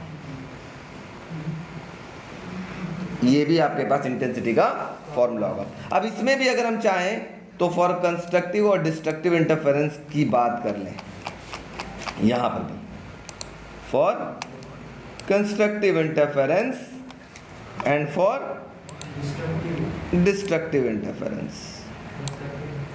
कंस्ट्रक्टिव हो गया, लो तुम भी क्या याद रखोगे, लो अरे तुम बहुत समझदार बच्चे, तुम्हारी समझदारी ना कूट कूट के भरी हो तुम्हारे अंदर, ठीक है। लो हम जानते हैं थोड़ा सा जंगल चोर टाइप का ना, बार बार लिखने होना नहीं चाहते, ऑफिसर गजब के बोलते हैं, है ना जी, वेरी गुड। अब फिर से हम लोग जानते हैं for constructive interference cos phi equal to कितना होगा 1, and destructive interference cos phi equal to कितना होगा -1, ठीक है। तो रख लो इसमें कॉस फाई की जगह 1, तो क्या मिलेगा, I is directly proportional to, जल्दी से बच्चा बोलो, क्या बोलोगे, बोलो I1 plus I2 plus 2 under root I1 under root I2, और इसकी जगह 1, जैसे ही 1 रखोगे तो यहाँ क्या लिखोगे, मैक्स, वेरी गुड। अब थोड़ा सा मैं इसको चेंज करूँगा अपने तरीके से, देखो क्या लिखूँगा, I max is directly proportional to, क्या इस अंडर I1 को हम अंडर रूट में I1 का होल स्क्वायर लिख सकते हैं क्या? Yes, sir. इस I2 को अंडर रूट में I2 का होल स्क्वायर लिख सकते हैं क्या? प्लस 2 अंडर रूट में I1 अंडर रूट में I2। ये किसका फॉर्मूला दिखाई दे रहा है, जल्दी से बता दो। अंडर रूट में I1 प्लस अंडर रूट में I2 का होल स्क्वायर का फॉर्मूला दिख रहा है क्या? यही हो गया इंटेंसिटी का formula, maximum intensity constructive interference के लिए। बात समझ में आई? डिस्ट्रक्टिव में चलते हैं, ऐसे ही निकाल लेंगे। I is directly proportional to क्या होता है बताओ, जल्दी बोलो। हाँ बोलो, जल्दी बोलो। I1 plus I2 plus 2 under root I1 under root I2 cos phi की जगह क्या रखेंगे? -1। जैसे ही -1 रखेंगे तो क्या लिखेंगे, बोलेंगे मिन। तो I मिन इक्वल टू क्या होगा, थोड़ा सा सॉल्व कर लेते हैं। ये इसको लिख सकते हैं वही अंडर रूट में I1 का होल स्क्वायर, I2 को लिखेंगे अंडर रूट में I2 का whole square minus 2 under root में I1 अंडर रूट में I2 ब्रैकेट बंद। क्या किसका फॉर्मूला दिखाई दे रहा है? अंडर रूट में I1 माइनस अंडर रूट में I2 का होल स्क्वायर का फॉर्मूला। तो I mean is directly proportional to हो गया अंडर रूट में I1 माइनस अंडर रूट में I2 का होल स्क्वायर का फॉर्मूला। ये भी आपके पास किसके लिए हो गया? डिस्ट्रक्टिव इंटरफेरेंस के लिए इंटेंसिटी का फॉर्मूला। बात समझ में आ गई? चलो पहले छापो फिर आगे बढ़ेंगे धीरे धीरे। कल इकट्ठा छापना दे दिए थे तुम लोग, ठीक है। अब हम लोग बात कर लेते हैं विड्थ ऑफ स्लिट। इस पर भी क्वेश्चन आता है बच्चों, थोड़ा ध्यान दीजिएगा। विड्थ ऑफ स्लिट,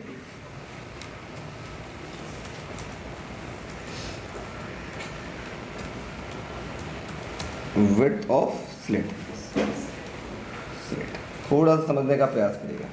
बहुत इजी है ये तो, अभी तक का सबसे इजी है। अब मैं बुला लेता हूँ, ये आ गया। अब आप मुझे बताना बच्चों, ध्यान से सुनना। अगर मैं इसकी विड्थ को बढ़ाता हूँ तो यहाँ लाइट की इंटेंसिटी बढ़ेगी या घटेगी? बढ़ेगी। मतलब अगर विड्थ इतना था तो इंटेंसिटी कुछ रहा होगा। अगर विड्थ मैं ऐसा कर दूँ, देखो मैं इसको पकड़ लूँ और विड्थ और इतना बड़ा कर दूँ, ये देखो इनका बीच का विड्थ बढ़ा दूँ तो यहाँ इंटेंसिटी क्या होगी? बढ़ेगी।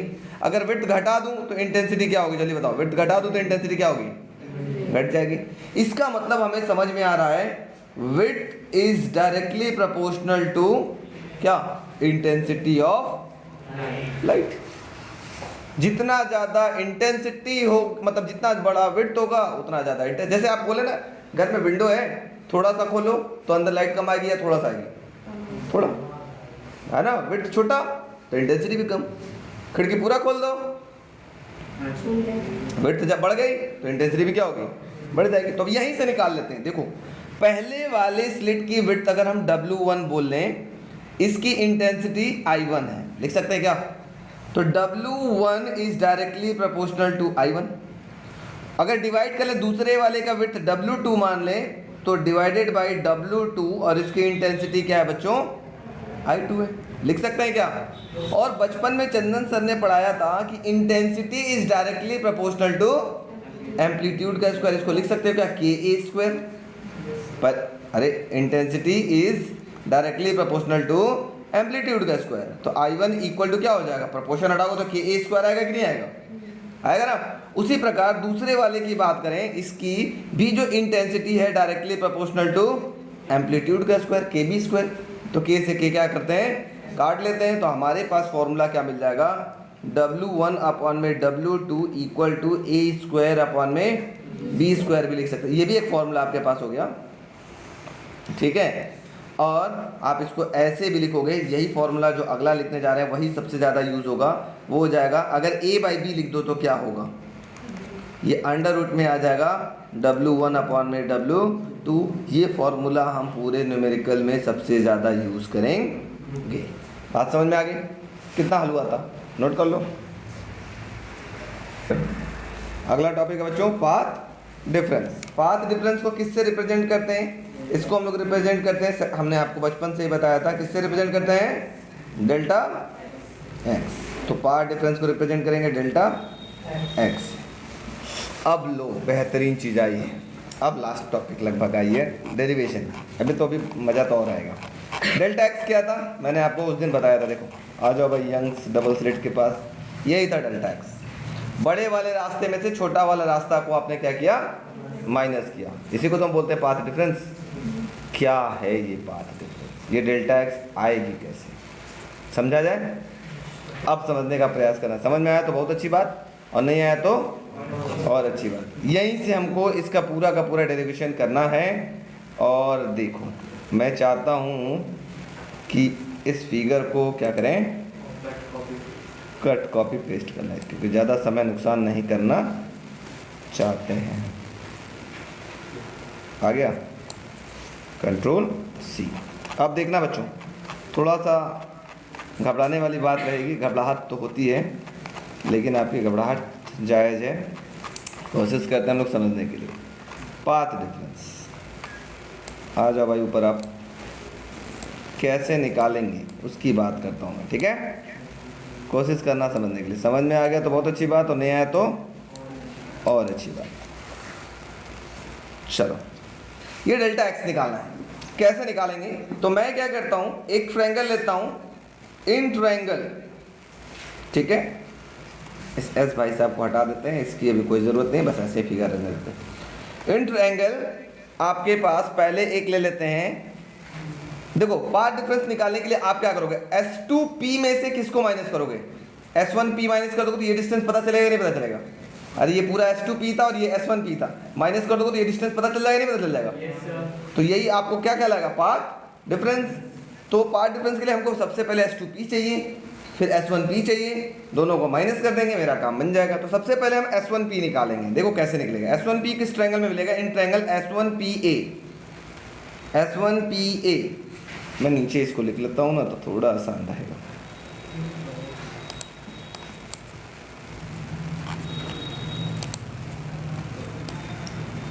इन ट्रायंगल S1PA, कोशिश करिएगा समझने के लिए, थोड़ा इंपॉर्टेंट है।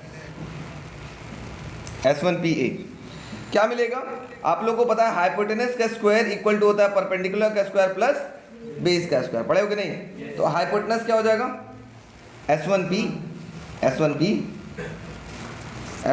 का स्क्वायर प्लस बेस क्या, परपेंडिकुलर क्या हो जाएगा, या बेस क्या हो जाएगा? चलिए बोलो, बेस क्या होगा?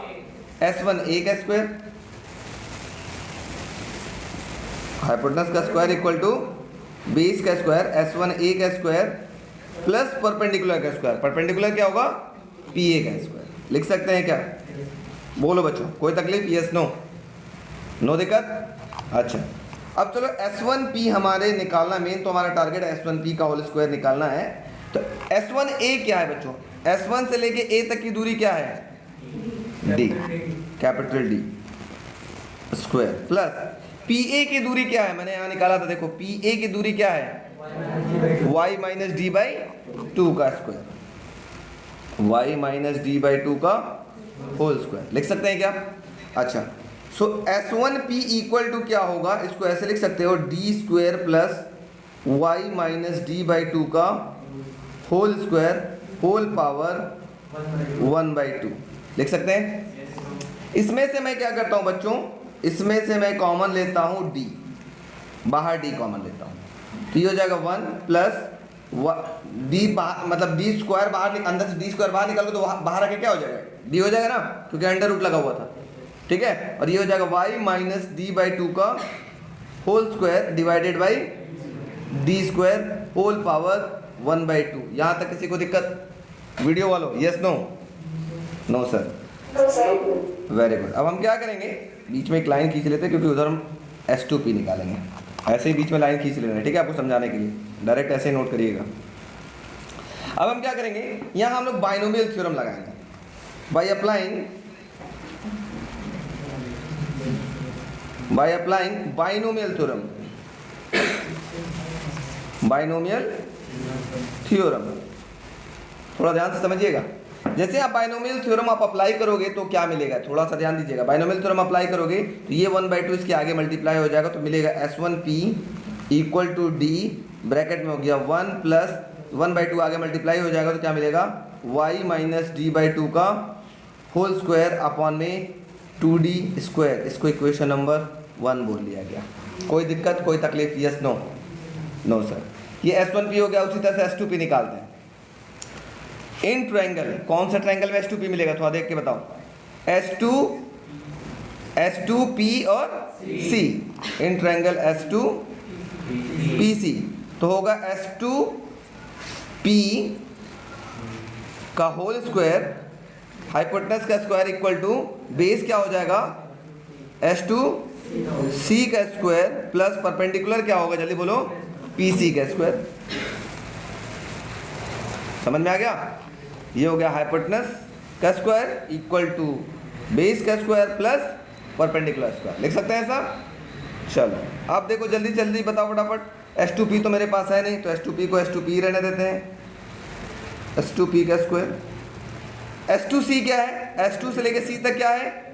कैपिटल D का स्क्वायर प्लस PC क्या है, जल्दी बताओ। P से C तक क्या है? y प्लस डी बाई 2 का whole square. Very good. y plus d by 2 का होल स्क्वायर। एकदम सेम वैसे ही सॉल्व करना जैसे इसको सॉल्व किया है। तो उसी तरह से आपके पास S2P की वैल्यू क्या होगा? d square plus y plus d by 2 का होल स्क्वायर, होल पावर क्या हो जाएगा 1/2। इसमें से d स्क्वायर फिर से बाहर निकाल लो तो S2P इक्वल टू क्या होगा, बाहर आ जाएगा तो d 1 plus y plus d by 2 का होल स्क्वायर, होल अपॉन में d स्क्वायर होल पावर 1/2। यहाँ पे भी क्या करेंगे, by applying binomial theorem. Binomial theorem जैसे ही अप्लाई करोगे तो 1/2 आगे मल्टीप्लाई हो जाएगा। तो S2P इक्वल टू क्या हो जाएगा बच्चों, d ब्रैकेट में 1 plus y plus d by 2 का होल स्क्वायर अपॉन में 2d स्क्वायर। लिख सकते हैं क्या ऐसा? इसको इक्वेशन नंबर 2 बोल दिया गया। अब हमारे पास पाथ डिफरेंस निकालना था। हमारे पास क्या निकालना था? पाथ डिफरेंस निकालना था। तो पाथ डिफरेंस के लिए हम लोग लिखेंगे क्या, delta x is equal to, path difference क्या होगा, बड़े में से छोटा, मतलब S2P माइनस S1P, यही कहलाएगा path difference. S2P minus S1P। चलो रखो, S2P की वैल्यू कितनी आई है फटाफट देखो कितना आया है। d ब्रैकेट में क्या आ गया, 1 plus y plus d by 2 का होल स्क्वायर अपॉन में 2d square minus d bracket में 1 plus y minus d by 2 का होल स्क्वायर होल अपॉन में 2d स्क्वायर। समझ में आ रहा है? इन दोनों में से कॉमन क्या दिख रहा है, कैपिटल D कॉमन ले लेते हैं। So delta x is equal to capital D common लिया, क्या बचेगा ब्रैकेट में, ये हो गया 1 plus y plus d by 2 का होल स्क्वायर अपॉन में 2d स्क्वायर, फिर माइनस अंदर मल्टीप्लाई हो जाएगा तो मिलेगा -1 minus y minus d by 2 का होल स्क्वायर अपॉन में 2d स्क्वायर। लिख सकते हैं प्लस 1 से -1 कैंसिल, नीचे अब दोनों में कॉमन क्या दिखाई दे रहा है, 2d स्क्वायर बाहर निकाल लेते हैं। तो delta x is equal to हो गया d अपॉन में 2d स्क्वायर, ब्रैकेट में क्या बचा, y प्लस डी बाई 2 का whole square minus y minus d by 2 का होल स्क्वायर। समझ में आ रहा है? थोड़ा सा बस सॉल्व करना है। Oh my god, delta x is equal to हो गया d से d कैंसिल कर लेते हैं, मिलेगा 1/2d। और इस पूरे को a मान लो माइनस इस पूरे को b मान लो। तो आप लोग बचपन में पढ़े हो शायद, a square minus b square को क्या लिखते हो, हाँ, एक ब्रैकेट में a माइनस बी और दूसरे ब्रैकेट में a प्लस बी लिखते हो ना। तो यहाँ पर भी ऐसे लिख लो, y plus d by 2 a minus b, एक ब्रैकेट में और दूसरे ब्रैकेट में a plus b, y plus d by 2 plus y minus d by 2 एक ब्रैकेट में। ऐसा लिख सकते हैं क्या? बस सॉल्व करो, y से y कैंसिल और d बाई 2 से d बाई 2 कैंसिल। किसी बच्चे को कोई तकलीफ, कोई दिक्कत? नो तकलीफ, नो दिक्कत। तो हम लोग क्या करते हैं, तो यहाँ आ जाएगा आपके पास delta x is equal to क्या मिलेगा, थोड़ा सा चेक कर लो। ये हो गया 1/2d और y d by 2 plus d by 2 d हो जाएगा, आधा d और आधा d मिला के 1d into Y plus Y 2y, 2 से 2 कैंसिल, y बराबर क्या मिल गया यहाँ से y की वैल्यू निकाल लो, y इज इक्वल टू क्या मिलेगा जल्दी से बताओ, या चलो चलो कोई बात नहीं, delta x is equal to क्या मिला बच्चों आपके पास, हाँ y d by capital D, ये हो गया डेल्टा x की वैल्यू। समझ में आ गया। इसी में हम लोग दो बातें कर लेंगे, for constructive interference and for destructive interference. थोड़ा सा समझ लेना क्या करा है सर आधा को नींद आ रही है ना, कोशिश करो।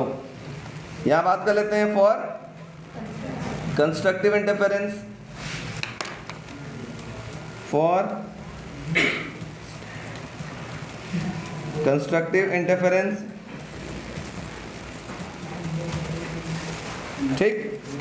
और दूसरा हम लोग बात कर लेंगे for destructive interference.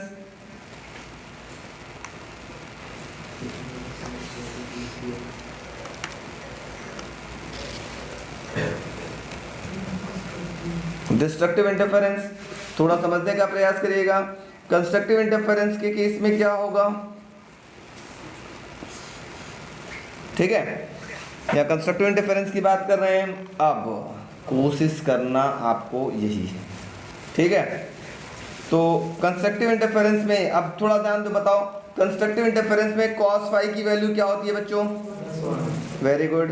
Constructive interference में हमारे पास पता है cos फाई की वैल्यू होती है cos फाई इक्वल टू +1, और डिस्ट्रक्टिव इंटरफेरेंस के अंदर cos फाई की वैल्यू क्या होती है -1। अब यहाँ पे हम थोड़ा सा मैथमेटिक्स पढ़ा दें आप लोगों को, मैथमेटिक्स पढ़ना भी जरूरी है और समझ, नागिन छाप हमेशा बन जा रहा है, ठीक है। कंस्ट्रक्टिव इंटरफेरेंस की कहाँ हम लोग बात कर लेते, ये देखो आज डिफरेंट कलर यूज़ करने में अच्छा लग रहा है। तो कॉस की बात चलते हैं। आप लोग जानते हो बच्चों कॉस यहाँ पे cos 0 degree, pi, 2 pi, 3 pi, 4 pi, 5 pi, 6 pi and so on, ठीक है। इसी पे इस पे cos 0 की वैल्यू कितनी होती है बच्चों जल्दी से बताओ, +1, और cos 180 की वैल्यू -1। यही दो से मतलब है, इन दोनों से मुझे मतलब नहीं है क्योंकि +1 और -1 बनाना है। तो इसका सबसे पहले हमको बनाना पड़ेगा delta x phase difference phi की वैल्यू। एक जनरल फॉर्मूला, मैथमेटिक्स के स्टूडेंट जानते हैं जनरल फॉर्मूला कैसे बनाया जाता है। जैसे मैं बोलूँ ये cos 0 पर भी 1 हो रहा है, 2 पाई पर भी 1 हो रहा है, 4 पाई पे भी 1 हो रहा है, 6 पाई पे भी 1 होगा, 8 पाई पे भी 1 होगा, ऐसा होगा ना। तो इसका जनरल फॉर्मूला मैं कुछ इस प्रकार बना सकता हूँ क्या, cos phi is equal to cos 2n पाई, cos से cos हट गया, pi is equal to 2n पाई, where n is equal to 0, 1, 2, 3, 4 and so on. जैसे देखो अगर आपने यहाँ पर n की जगह 0 रखा तो क्या हो जाएगा 0, और cos 0 की वैल्यू 1, n की वैल्यू अगर 1 रखोगे तो क्या मिलेगा 2 पाई। अरे n की जगह 1 रखो, यहाँ n की वैल्यू 2 रखोगे तो क्या मिल जाएगा 2 इंटू 1 इंटू पाई, क्या कहलाएगा 2 पाई, और cos 2 पाई की वैल्यू भी क्या है 1। n की जगह 2 रखो, 2 2 जा 4 पाई, और cos 4 पाई की वैल्यू भी क्या है 1।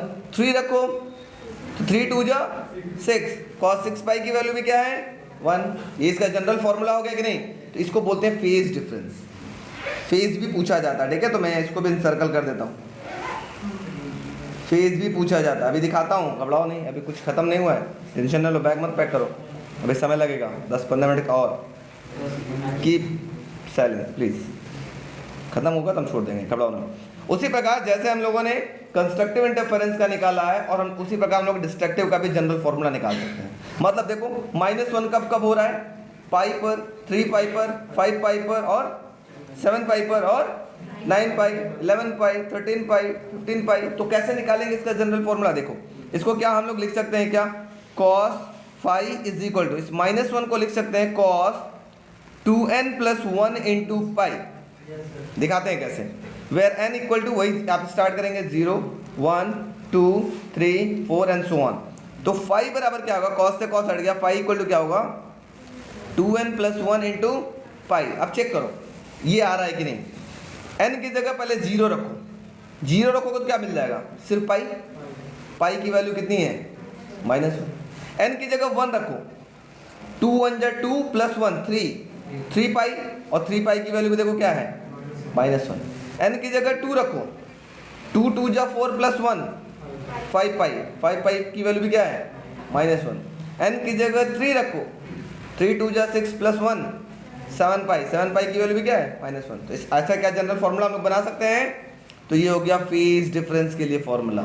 अभी पाथ डिफरेंस चलते हैं, घबराओ नहीं, थोड़ा सा पेशेंस की पेशेंस। तो पाथ डिफरेंस इक्वल टू बच्चों होता है एक formula, path difference equal to होता है λ/में 2 पाई इंटू फेज डिफरेंस। ठीक है, यहां पर भी आप बोलेंगे पाथ डिफरेंस इक्वल टू होगा λ/में 2 पाई इंटू फेज डिफरेंस। ठीक, तो जैसे मैं यहाँ पे पाथ डिफरेंस निकालना चाहता हूँ तो delta x is equal to λ/में 2 पाई, और इसका फेज डिफरेंस कितना आया है 2n पाई। फेज डिफरेंस का मतलब होता है फाई, चलो ऐसे ही लिख देते तुम लोग कंफ्यूज नहीं होगे। फेज डिफरेंस का मतलब होता है फाई। तो फाई की वैल्यू इसकी कितनी आई है 2n पाई, तो 2 से और पाई से कैंसिल, तो क्या मिलेगा इसका path difference, delta x is equal to हो गया n लैम्डा। ठीक है, ये कैंसिल होगा, 2 से 2 और n बचा रहेगा यहाँ पर। ठीक, उसी प्रकार यहाँ निकालो, यहाँ पे भी आप पाथ डिफरेंस निकालो, delta x is equal to होगा λ/में 2 pi into phase difference phi की जगह क्या लिखोगे 2n + 1 इंटू पाई से पाई कैंसिल, इसका पाथ डिफरेंस क्या हो गया, delta x is equal to क्या होगा, जल्दी बोलो 2n + 1 λ/2। कोई दिक्कत, यस नो। ठीक है, अब इसको हम क्या करते हैं, इसी इक्वेशन से कंपेयर कर लेते हैं, इसको इक्वेशन नंबर 1 बोल लेते हैं। जय 3